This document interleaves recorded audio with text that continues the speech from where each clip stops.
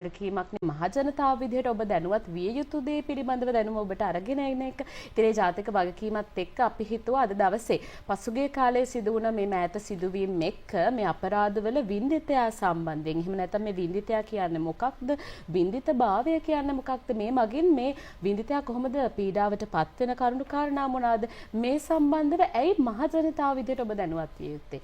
මෙන්න මේ කියන කාරණාවන් ගැන කතා කරන්න කාලීන මාතෘකාවක් නිසා අපි හිතුවා මේ කතා බහ ඔබට වඩාත් වටිනවා ඔබේ ජීවිතේට. අන්න ඒ නිසා අපි සූදානම් මේ ගැන කතා බහ කරන්නට. ඉතින් ඒ වෙනුවෙන් අපිත් සමගින් එකතු වෙන්නේ ශ්‍රී ලංකා පොලිස් විද්‍යාලයේ බාහිර කතිකාචාර්ය DMS ධම්මික බණ්ඩාර මහත්මයා.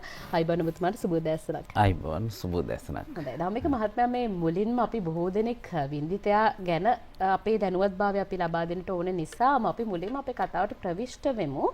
මේ කවුද වින්දිතේ කියන්නේ මේ වින්දිතභාවයට පත් වෙන්නේ කොහොමද කියන කාරණාව. ඔව් එරංග හැමෝටම සුබ වසරක් වෙන්න කියලා සුබ මාසයක් වෙන්න කියලා ප්‍රාර්ථනා කරන එළවෙන බක් මාසේ. ඉතින් අපි කතා කරන්නේ මේ අපරාධ විද්‍යාව පිළිබඳව සහ අපරාධ කරුවන් පිළිබඳව පහුගිය වැඩසටහන් කිහිපයකදීම කතා කළා. ඉතින් අද දවසේදී මම හිතන්නේ මේකේ අත්‍යවශ්‍යම පැත්ත තමයි අපරාධ වින්දිතයා කියන පැත්ත.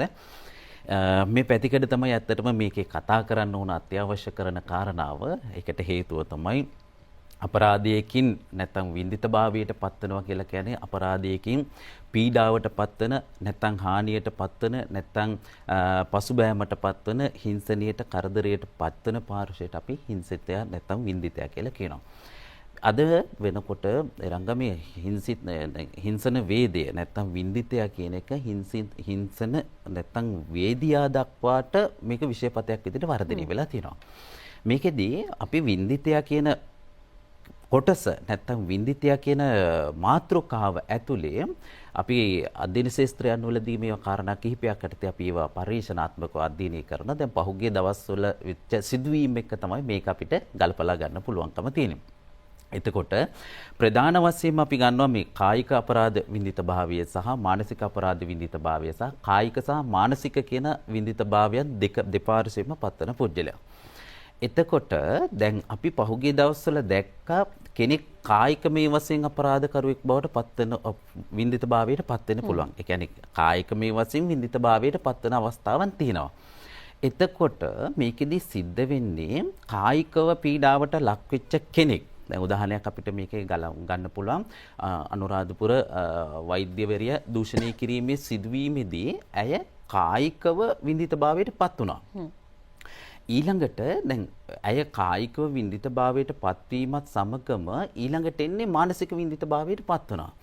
එතකොට ඇයට සමාජයේ කටයුතු කරනකොට ගැටලුවක් එල්ල වෙනවා. ඇය සමාජයට මුහුණ දෙන අවස්ථාව එහෙම නැත්නම් ඇය මානසිකව මුහුණ දෙන අවස්ථාව මේකත් එක්ක ඇයට සමාජයට දරුණු ලෙස මුහුණ දීමේ අවදානමක් තියෙනවා. ඔබ දකින්න ඇති මම හිතන්නේ නීතිමය පසුබිම හරහා එකතු වීමෙදිත් ඇය සමහර අවස්ථාවන් වලදී ඒට මුහුණ දීමේ පසුබෑමක් දක්වන්න ඇති. එතකොට අන්තිම මේකේ තියෙන ප්‍රශ්නේ තමයි අපරාධ කරුවෙක් වුණාගෙන් පස්සේ වින්දිතභාවයට පත්වන කෙනාම තමයි ඊළඟ අවස්ථාවේදී අධීරයේදී දරුණු ගණයේ අපරාධ කරුවෙක් බවට පත් වෙන්න පුළුවන්කම තියෙන්නේ. ඒක අපි පීවරෙන් පීවර කතා කරන්න ඕන මේක වෙන්නේ කොහොමද කියලා. දැන් මේ අපි අධ්‍යයන ශාස්ත්‍රයන් තුලදී අපරාධ විශේෂඥයෝ විදිහට මේවා ගැන හොයාගෙන යනකොට තමයි අපිට මේ කොටස් අහුවෙන්නේ. එතකොට දැන් කෙනෙක් අපරාධකරුවෙක් බවට පත්වලා තියෙන ඊට දිනකට හෝ මාසයකට සතියකට අවුරුද්දකට අවුරුද්ද කිහිපයකට පෙර වින්දිතෙක් වෙච්ච කෙනෙක්. එතකොට අපේ ශාස්ත්‍රයන් තුලදී මේ වින්දිතයාට අත්වන ඉරණම සහ වින්දිතයා පිළිබඳව අධ්‍යයනයන් අඩුවීම දරුණු ලෙස බලපානවා කෙනෙක් අපරාධකරුවෙක් බවට පත් වෙනවා. දැන් අපි කතා කරන්නේ අපරාධ සිදුවීම පිළිබඳවයි. එතකොට අපරාධයකින් වින්දිතෙක් භාවයට පත් වුණාගෙන් පස්සේ වින්දිතයාගේ පසුබිම තුළ ඔවුන්ට අත්වන ඉරණම තමයි අපි ප්‍රධාන වශයෙන් අවධානය යොමු කරන්නේ. එතකොට අපි මේකේ තියෙන අවස්ථා තුනක් අනිත් ඊළඟ එක තමයි කායික සහ මානසික අපරාධය. ඒතකොට කායික සහ මානසික අපරාධයේ වින්දිත භාවයට හොඳ උදාහරණයක් අපිට ගන්න පුළුවන් පහුගිය දවස්වල ඔබ දකින්න ඇති දෙවුන්දර වෙඩි තැබීමේදී නිරපරාධී තරුණියෙක් ඝාතනයට ලක් වුණා. ඊළඟට හම්බන්තොට වෙඩි තැබීමේදී දරුවෝ දෙදෙනෙක් නිරපරාධී මිය යවන්නේ තුනා. ඊළඟට කැලණි විශ්වවිද්‍යාලයේ කතිකාචාර්යවරයෙක් රියානතුරකින් මිය ගිහිලා මව සහ පියා දෙදෙනාම මිය ගියා දරුවෝ තුන්දෙනෙක් විඳිතභාවයට පත් වුණා. දැන් මේ සියලු સિદ્ધාන්ත ටික එකින් එක ගලපලා බැලුවම මේ වගේ තියෙනවා එක් පාර්ශ්වයකට වෙන අසාධාරණීය නැත්නම් පාර්ශ්වයකට අත්වන ඉරණම සමාජයේ තවත් පාර්ශ්වයකට බලපාන්නේ කොහොමද කියන එක. දැන් අපි හිතමු කාන්තාවක් නැත්තම් මේක අපි මේ කාණ්ඩ වශයෙන් වෙන් කරලා ගන්නවා. එකක් තමයි බාල වයස්කාර අපරාධ වින්දිතයන් වෙන්න පුළුවන්. එහෙ නැත්නම් යෞන් වියේදී අපරාධ වින්දිතයන් වෙන්න පුළුවන්. තරුණ වියේදී අපරාධ වින්දිතයන් වෙන්න පුළුවන්. මහලු වියේදී අපරාධ වින්දිතයන් වෙන්න පුළුවන් කියලා අපි මේක අධ්‍යයනය කරනකොට අධ්‍යයන ශාස්ත්‍රයන් සඳහා පහසු ක්‍රම වලට කඩා ගන්නවා. එතකොට පුතා මෙතන තියෙන බරපතලම ප්‍රශ්නේ තමයි මේ තියෙන අපරාධ වින්දිත භාවයට අත්වන ඉරණම. දැන් උදාහරණයක් විදිහට බාල වයස්කාර කෙනෙක් වින්දිත භාවයට පත් වුණොත් ඔහු බාල වයස්කාර මට්ටමේ සිට වැඩිහිටි වියට පත්වන තුරුම ඔහු අපරාධ වින්දිතයන් බවට ගමන් කිරීමේදී නොඑක් තාඩන පීඩනවලට මුහුණ දෙන්න වෙනවා. මානසිකමය වශයෙන් විශේෂයෙන්ම. මානසිකමය වශයෙන් විශේෂයෙන් තාඩන පීඩනවලට ලක් වෙනවා. එතකොට අපරාධ වින්දිතයා කියන කෙනාම අපරාධ කරුවෙක් බවට පත්වීමට මූල බීජය සමහර අවස්ථාවන් වලදී එතන නිර්මාණය වෙනවා. දැන් හොඳම උදාහරණයක් තමයි දැන් අපේ රටේ වරදක් කරලා මං හිතන්නේ බන්ධනාගාර ගත වුණාගෙන් පස්සේ කෙනෙක් නැවත මහ සමාජ ක්‍රමයට මුදා හැරෙන්නෙම වීරචරිත කතාවක් බවට පත්වලා සමහර අවස්ථාවන් වලදී. ඒ කියන්නේ දැන් උදාහරණයක් විදිහට ගත්තොත් බන්ධනාගාරේ යාම තමයි සමහර වෘත්තීන්මය වින්දිතභාවයන්ගේ පෞරුෂත්වය පෙන්වන ලක්ෂණයක්. ඔබට පැහැදිලි නිගමන වලට එන්න පුළුවන්. ඔබ දැකලා ඇති සමහර වෙලාවට ප්‍රබල චරිත කතාවන් නිර්මාණය වීමට අනිවාර්යයෙන්ම වින්දිතභාවයට පත් වෙන්න ඕන. වින්දිතභාවයට පත් විය යුතුයි. එහෙම පත් වුණාගෙන් පස්සේ තමයි ඔහුට මනා පෞරුෂත්වයක්, ශ්‍රේෂ්ඨ පෞරුෂත්වයක් තියෙන කියලා සමාජය තුළ කතිකාවතක් තියෙනවා. දැන් මේකෙදී පහුගිය දවස්වල ඔබ දකින්න ඇති අනුරාධපුර රෝහලේ වෛද්‍යවරයෙක් දූෂණය කර අපරාධකරු මම හිතන්නේ ඊට දින කිහිපයකට පෙර බන්ධනාගාර ගත වෙලා ඉඳලා නැවත මුදා හැරිලා නැත්නම් සාමාන්‍ය සමාජ ක්‍රමයට යොමු වෙච්ච පුජ්‍යලේ. එතකොට එරංග මෙතනදී තියෙනවා කෙනෙක් බන්ධනාගාර ගත වුණාගෙන් පස්සේ ඔහු වරදක් කළ බව ඇත්ත. ඒ වරදට සාපේක්ෂ දඬුවමක් ලැබුණ බවත් ඇත්ත. හැබැයි ඔහුව වින්දිතභාවයට පත්වෙච්ච පාර්ශ්වයන් තුලදී නැවත සමාජගත කරනකොට ඔබ හිතන්නකෝ වෛද්‍යවරයෙක්. එහෙම නැත්නම් කුඩා දරුවෙක්. එහෙම නැත්නම් වැඩි වයසක තරුණ කාන්තාවක් පුජ්‍යලෙක්. මේ ඉරණමට අනිවාර්යයෙන්ම මුහුණ දෙන්න වෙනවා. එතකොට ඔහුට මොකද්ද ගත යුතු ක්‍රියාමාර්ගය? නැත්තම් බන්ධනාගාර ගත වෙන වරදකරුවෙක් එක්වරම සමාජගත කරනකොට ඔවුන්ගේ මානසිකමය වශයෙන් බලපාන දේවල්, කායිකමය වශයෙන් බලපාන දේවල් පිළිබඳව අපි පොඩ්ඩක් අවධානය යොමු කරන්නට ඕන. ඒකෙදී ගොඩක් සමාජ ක්‍රමයේ මේක සඳහා බලපාන තත්ත්වයන් පිළිබඳව අපි වෙන වෙනම අධ්‍යයනය කරන්න ඕන. අපි වෘත්තීය දැන් අපි ගත්තොත් එහෙම මේ විඳිතභාවය කියන එක වෘත්තීයමය වශයෙන් විඳිතභාවයට පත්වන අවස්ථාවක් තියෙනවා. පුජ්‍යල කණ්ඩායම් වශයෙන් විඳිතභාවයට පත්වන පුජ්‍යලයන් ඉන්නවා. ඊළඟට ආගමිකමය වශයෙන් විඳිතභාවයට පත්වන පුජ්‍යලයන් ඉන්නවා. සංස්කෘතිකමය වශයෙන් විඳිතභාවයට පත්වන පුජ්‍යලයන් ඉන්නවා. ඊළඟ එක තමයි ජාතීන් වශයෙන් විඳිතභාවයට පත්වන පුජ්‍යලයන් ඉන්නවා. දැන් මේකේ අපි කතා නොකරන පැත්තක් තියෙනවා. දැන් අපි හිතමු වෘත්තීයමය වශයෙන් විඳිතභාවයට පත්වන අවස්ථාවන් අපි දැකලා තියෙනවා. කෙනෙක් රැකියාවක් කරන තැනදී, රැකියාවකට යන තැනදී, රැකියාවට පෙළඹෙන අවස්ථාවන් වලදී සමහර වෙලාවට ඔහුට සිද්ධ වෙනවා ඒ කෙනාට ඒ ස්ථානයට විඳිතෙක් බවට පත් වෙන්න. වෘත්තීයමය ජීවිත කතාවේදී. සමහර වෙලාවට අපි පුජ්‍යල කණ්ඩායම් වලට දැකලා තියෙනවා ඔවුන්ගේ වෘත්තීය ජීවිතයම සමාජ ප්‍රතික්ෂේප කරපු ක්‍රියාවන්.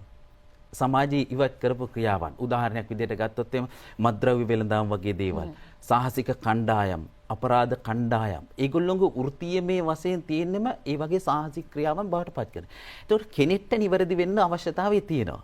හැබැයි නිවැරදි වීමේ අවශ්‍යතාවය තිබුණට නිවැරදි වීමේ මාර්ගයක් නැති වෙන්න පුළුවන් සමාජ වටපිටාව. ආන්නේ ක්‍රියාවලිය නිසා තමයි අපරාධ වින්දිත භාවයට අපි වගේ විශේෂ කණ්ඩායම් මේක අපි විශේෂ පියවර අධීර කිහිපයක් යටතේ මේ හිංසිත වේදේ නැත්නම් මේ වින්දිතයාට පිළිසරණ වීමට නැත්නම් ඔහුට නැවත සමාජගත වෙනකොට ඔහුට නිවැරදි මාර්ගය පෙන්වන්න අපි කණ්ඩායම් අධීර කිහිපයක් යටතේ ඔවුන්ට අවස්ථාව සලසලා තියෙනවා. ඒකට මම මේ පැහැදිලි කරගෙන ආවේ වෘත්තීයමය වශයෙන් කෙනෙක් විඳිතභාවයට පත්වන අවස්ථා තියෙනවා. අපි හිතමු සමාජයේ ඉන්න ඉහළම ශ්‍රේණිය කෙනෙක්, හොඳම රැකියාවක් කරන කෙනෙක්, පහළම ශ්‍රේණිය වැඩි රැකියාවක් කරන කෙනෙක්, මධ්‍යම ශ්‍රේණිය වැඩි රැකියාවක් කරන කෙනෙක්, ඒ සියලු දෙනා විඳිතභාවයට පත්වන අවස්ථාවක් තියෙනවා. ශ්‍රේණිය අදාළ නැහැ. අදාළම නැහැ. තනතුර, පුජ්‍යලභාවය ඒවා අදාළ වෙන්නේ නැහැ. උදාහරණයක් අපි හිතමු වෛද්‍යවරයෙක්ගේ කාර්යභාරය තමයි ඖෂධ නිකුත් කිරීම නැත්නම් රෝගී පරීක්ෂා කිරීම. හැබැයි වෛද්‍යවරයාගේ කාර්යභාරය ඉක්මවා යාම තුළ කෙනෙක් විඳිතභාවයට පත් වෙන්න පුළුවන්. එතකොට රෝගියෙක් විඳිතභාවයට පත් වෙන්න පුළුවන්. එතකොට වෛද්‍යවරයාගේ පෞල් පරිසරයේ විඳිතභාවයට පත් වෙන්න පුළුවන්. ඊළඟට රෝගියාගේ පෞල් පසුබිම විඳිතභාවයට පත් වෙන්න පුළුවන්. දැන් මේ සියලු දේ තුල තියෙන්නේ පුතා. මේවා එකින් එක අධ්‍යයනය කරගෙන යනකොට මේවට ආවේනික ලක්ෂණ මිනිසු පූර්ව නිගමන වලට එන්නේ නැහැ, පශ්චාත් නිගමන වලට එන්නේත් නැහැ. නැත්නම් අපිට මේ තියෙන වාර්තා වෙන දේවල් එක්ක මේක ඇත්තටම නිගමන වලට එන්න පුළුවන්. එතකොට අපි වෘත්තීය මේ වශයෙන් ගත්තත් මේක විඳිතයමයි. දැන් උදාහරණයක් විදිහට කැලණි විශ්වවිද්‍යාලයේ කතිකාචාර්යවරයාගේ දරුවෝ දෙදෙනාටත් අත්තුනේ විඳිතභාවය කියන ඉරණමම තමයි. එතකොට එහෙනම් ඊට පෙර සැලසුම් සහගත ක්‍රියාවලියකට යන්න ඕන. අපි මේ විඳිතභාවයෙන් පුජ්‍යලෙක් ගලවන්නේ කොහොමද? මුදවගන්නේ කොහොමද කියන කාරණාව. මේකෙදී දැන් ජාතීන් වශයෙන් ගත්තත් පුජ්‍යල කණ්ඩායම් වශයෙන් කියන එක තමයි අපි අධ්‍යයනයන් වෙලදී විශේෂම හොයාගත්තේ. පුජ්‍යල කණ්ඩායම් වශයෙන් අපරාධ විඳිතයන් බවට පත්වන අවස්ථා. දැන් සමූහ කණ්ඩායමක් තුල කෙනෙක් විඳිතභාවයට පත් වුණාම ගැලවෙන්න දෙන්නේ නැහැ. එහෙම එකක් තියෙනවනේ. දැන් අපි හිතමු කෙනෙක් දෙවුන්දර වෙඩි තැබීමේ සිදුවීම ගත්තොත් ඒ සිදුවීම තුලදී නිරපරාධී තරුණෙක් මිය ගියා කියන එක කාරණාවට සමහර මාධ්‍යත් සමහර ආයතනත් ඒ ප්‍රවෘත්තිය වාර්තා කතනය තුලදී සමහර වෙලාවට ආවේගශීලී වෙන්න පුළුවන්. සමහර වෙලාවට මගේ දරුවට මෙහෙම කරා කියන සංකල්පය දැඩි ලෙස සිතට දැනෙන්න පුළුවන්. එතකොට ඒකට ප්‍රතිචාර දක්වන ක්‍රමයේ වෙනස. දැන් පහුගිය දවස්වල සිදුවිච්ච සිදුවීම් මාලාව එකිනෙකට දාමයක් වගේ මේක සම්බන්ධයි. ඒකට මේ සම්බන්ධතාවයේ තුල තියෙන්නේ එක්කෙනෙක්ගේ ක්‍රියාවකට තව කෙනෙක් ප්‍රතික්‍රියාවක් දක්වනවා. ඒ ප්‍රතික්‍රියාවට තව කෙනෙක් ප්‍රතික්‍රියාවක් දක්වනවා. ඒතකොට කණ්ඩායම් අතර තියෙන මේ අරගලය නැත්තම් මේ ගැටණිය දිගින් දිගටම යාම සමස්ත සමාජයේ විඳිතභාවයට පත් වෙනවා. ඒතකොට කෙනෙක් අපරාධකරුවෙක් ක්‍රියාවක් කරලා වැරදි ක්‍රියාවක් බවට පත් කරලා වැරදි ක්‍රියාවක් කරලා ඔහු බන්ධනාගාර ගත වුණොත් ඔහු විවාහක නම් සමහරවිට බිරිඳ, දරුවන්, ඊළඟට පවුලේ අය, ඥාතීන්, හිතවතුන් මේ සියලු දෙනා විඳිතභාවයට පත් වෙනවා. සමහර වෙලාවට ළමයිට පාසලට යා ගන්න බැරි අවස්ථාවක් විතර. සමහර වෙලාවට සමාජයේදී මිනිස්සු ගණදෙනු කරන ස්වරූපය, ගණදෙනු කරන කාලපරාසය අඩු කරන්න පුළුවන්. ඥාති හිතවත්කම් නැති වෙන්න පුළුවන්. දැන් මේ පරිසරය තුල එම විඳිතබ පුජ්‍යලයට හිතෙන්න පුළුවන් අපි මීට වඩා මේ සමාජ ක්‍රමයේ තුල තැනක් රැක ගන්න නම්, නමක් රඳව ගන්න නම් අපි මේකට ප්‍රතික්‍රියාවක් දක්වන්න ඕන. ඔබට මතක ඇති මීට වසර කිහිපයකට පෙර පුජ්‍යලෙක් නිදහස් වුණ බන්ධනාගාරයෙන්. ඔහු නිදහස් වුණේ ඔහුගේ නැගණියට සාහසික ක්‍රියාවක් නැත්නම් ලිංගික අපයෝජනයක් කරලා ඝාතනය කරපු ඒ වෛරයට තරහට ඔහු විසින් 7 දෙනෙක් ඝාතනය කරලා බන්ධනාගාරගත වෙලා පපුවේ මං හිතන්නේ ගහලා තිබුණා මේ. ගොඩක් ජනප්‍රිය වුණා ඕ චරිත කතාව. දැන් ඔහුගේ ප්‍රතික්‍රියාව තමයි තමන්ගේ නංගිට සමාජ විරෝධී ක්‍රියාවක් සිද්ධ වුණා, අපයෝජනයක් සිදු වුණා. ඒකට ප්‍රතික්‍රියාව විදිහට ඔහු විසින් තව පුජ්‍යලෝ 7 දෙනෙක් ඝාතනය කරා. දැන් මේකේ එක ඉරණමක තියෙන සිද්ධාන්තය තමයි තමන්ගේ නංගිට වෙච්ච අකරතැබ්බිය නැත්නම් ඒ අසාධාරණීය වෙනු ඔහු තව සමාජ ස්තරයන් 7ක් කඩලා බිඳලා දැම්මා. අර ඔබතුමා මුලින් කිව්ව කාර්ය වින්දිත බවට පත් වන පුද්ගලයා පසු කාලීනව අපරාධකරුවෙක් බවට පත් වුණා. එතකොට දැන් අපිට මුල් අවස්ථාවේදීම මේක ඛණ්ඩනය කරන්න පුළුවන් නම් මේකට අවශ්‍ය ප්‍රතිකර්ම දෙන්න පුළුවන් නම් එතනින් මේක නවත්ත ගන්න පුළුවන්. අපරාධකාරී බිහිවීම වළක්ව ගන්න පුළුවන්. දැන් අපරාධ විඳිතභාවය කියන එක අපි බලන්න ඕන ආරෝහණ ක්‍රමයට නෙවෙයි අවරෝහණ ක්‍රමයට. ඒ කියන්නේ සිදුවීමක් සිදු වුණාගෙන් පස්සේනේ අපි විමර්ශන කටයුතු සිදු කරන්නේ. ඒක අපි කියනවා අපි දැන් ක්‍රියාවක් සිදු වුණාගෙන් පස්සේ තමයි ඒකට ප්‍රතිකර්ම හොයාගෙන යන්නේ. අපරාධකරු කොහෙද? පොලිසියට යනවද? උසාවි යනවද? බන්ධනාගාර ගත කරනවද? පුනරුත්ථාපනයට දානවද? නැත්නම් ඔහුව රැඳුම් නියෝගයන් යටතේ තියාගන්නවද? මේ ක්‍රියාවලිය අපි සිද්ධාන්තයෙන් පස්සේ තමයි මේක හොයාගෙන යන්නේ. එතකොට අපිට පුළුවන් නම් මේක අවරෝහණ ක්‍රමයට අනිත් පාර්ශ්වයට, ඒ කියන්නේ අනිත් පැත්තට මේක අධ්‍යයනය කරගෙන යනවා නම් අපිට එතනදී හිංසිතයා කවුද? නැත්නම් වින්දිතයා කවුද කියන කාරණාව අපිට නිශ්චිතව නිගමනයකට එන්න පුළුවන්. මේකෙදී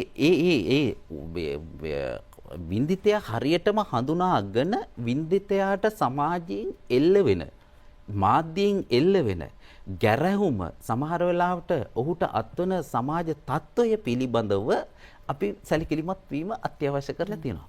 ඉතින් අපි මේ සඳහා වින්දිත භාවයට අවශ්‍ය කරන පියවර කිහිපයක් යටතේ, අධීර කිහිපයක් යටතේ වින්දිතයා වෙනුවෙන් අවශ්‍ය කරන වැඩපිළිවෙල සකස් කරනවා. දැන් ඔබ මුලදී සඳහන් කළා වගේ අපි මේ කාල පරාසයන් වලදී ගොඩාක් වෙලාවට ප්‍රවෘත්ති වලදී දකින්නේ අපරාධ කරුවෙක් අපරාධ ක්‍රියාවක් සිදු කිරීමේ ක්‍රියාපටිපාටි අපි ලස්සන චිත්‍රපටියක් වගේ පියවරෙන් පියවර දකිනවා. එතකොට කෙනෙක් අපරාධයක් කරනවා, ඒ අපරාධයට සැලසුම් සහගත ක්‍රියාවක් සංවිධානය කරනවා, ඒක ක්‍රියාත්මක කරනවා. ඕක තමයි අපි දකින චිත්‍රය. එතකොට නූතන මාධ්‍ය හරහා, ජනමාධ්‍ය හරහා දැන් මේක ලස්සනට අපිට ඡායාරූප සහිතව හෝ නැත්නම් කාටුන් ස්වරූපයෙන් හරි අපිට පෙන්නනවා. එතකොට අපි ආස කරන්නේ මේක චිත්‍රය දැකලා මේක පුදුම සහගත ස්වභාවයක්, මේක රසඥතාවය දකින්න හැර අපි මේකෙන් වින්දිතයාට අත්වන ඉරණම පිළිබඳව අපි සාකච්ඡා කරන්නේ නැහැ. දැන් අපි මේ අඟුලිමාල තෙරුන් වහන්සේ කතාවේදී අඟුලිමාල වගේ චරිත කතාවක් දරුණු තත්ත්වයට පත් වුණාකින් පස්සේ, හැබැයි ඔහු විසින් මහා සාහසික මිනිමරුවෙක් බවට පත් වුණාට පස්සේ හැබැයි ඔහුගේ අත්වන ඉරණම පිළිබඳව කවුරුත් කතා කළේ නැහැ. ඇයි ඔහු එහෙම පත් උනේ කියලා හොයන්නේ නැහැ. ඒ හොයලා බැලුවේ නැහැ. ඊට පස්සේ අන්තිමට ඔහුගේ ඉගෙනගත්ත කණ්ඩායම්, ඊළඟට දෙමව්පියෝ, සමාජයේ සියලු දෙනා විඳිතභාවයට පත්වලා අන්තිමට තීරණය කළේ ඔහු ඝාතකයෙක් විදිහට ජීවිතක්ෂයට පත් කරන්න. හැබැයි ඒ ඉරණම බුදුරජාණන් වහන්සේ විසින් වෙනස් කළා. හැබැයි තත්කාලීන සමාජ ක්‍රමයේ තුලදී, අපේ සමාජ ක්‍රමයේ තුලදී මේ ක්‍රියාවලිය දිගින් දිගටම යනවා නම්, මේ ක්‍රියාවලිය දිගින් දිගට සම්බන්ධ වෙනවා නම් මදකට සමා වෙන්න අපි ඉක්මනේ වෙලා බලලා නැවතත් එකතු වෙමු.